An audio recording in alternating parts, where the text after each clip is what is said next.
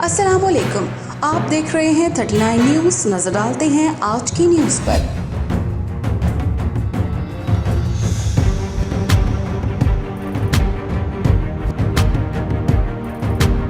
तफसीलात जानते हैं अपने नुमाइंदे से।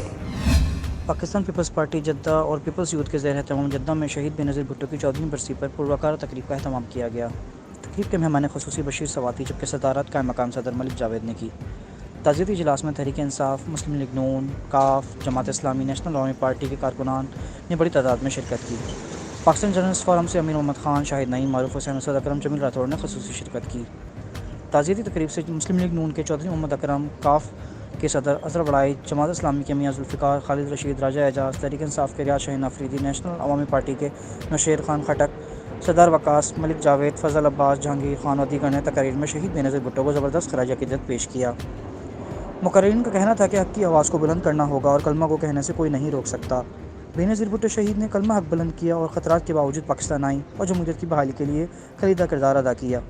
बेनज़ीर भुट्टो शहीद के इस्तक़बाल पर कराची का असास पर धमाका हुए, मगर बेनज़ीर भुट्टो शहीद ने जमहूरियत के लिए अपनी जद्दोजहद जारी रखी और इलेक्शन की कैंपेन भरपूर जोश जज्बे से चलाई। मगर दुश्मन जो पहले से घात लगाए बैठे थे, रावलपिंडी के जलसे पर कातलाना हमला हुआ और आप जामबर ना हो सकी।